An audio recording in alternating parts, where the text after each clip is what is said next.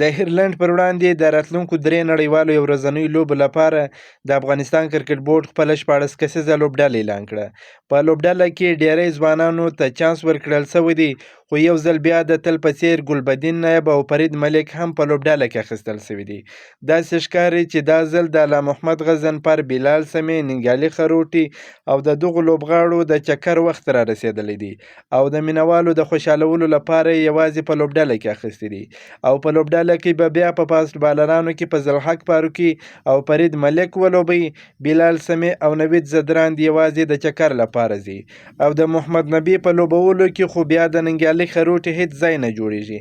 محمد نبي خو په هیڅ صورت د لوبډلې څخه نه کښیني، هغه که ځلیږي او که نه ځلیږي خو د لوبډلې څخه به هیڅ وخت نه کښیني. الله محمد چې د مجیب رحمان پر ځای به چانس ورکول کیږي، د الله محمد غضنفر د لوبېدو چانس تر نورو یو څه زیات دی. ریاض حسن به د تل په څیر یو ځل بیا د خپلو ملګرو سره چکر ته ولاړ شي. دا چې دا ځل شرف الدین اشرف او نور لوبغاړي د لوبډلې څخه لرې شوي دي، خو ګلبدین نایب او شرف الدین اشرف هم د لوبډلې څخه لرې کېدل غواړو.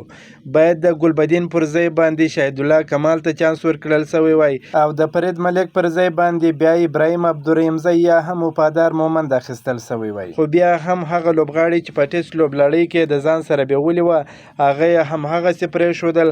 په دې 500 ورځې لوبلړۍ کې هم د لوبېدو چانس ورنه کړ.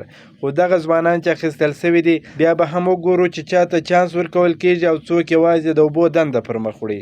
د افغانستان 14 کسیزه لوبډله: حشمت الله شهیدي کپتان، رحمان الله ګربز، ابراهیم زدران، ریاض حسن، رحمت شاه زرمتی، عظمت الله عمرزی، اکرام علیخیل، محمد نبي، ګلبدین نایب، ننګیالي خروټي، الله محمد غضنفر، بلال سمې، فضل حق فاروقي، نور احمد لکنوال، نوید زدران، فرید ملک. په احتیاطي لوبغاړو کې ضیاء الرحمن اکبر، قیس احمد او شهید الله کمال. حال دا چې ضیاء الرحمن اکبر په ټیسټ لوبه کې ډیر ښه وځلیدی، بیا هم په احتیاطي لوبغاړو کې چانس ورکړی دی.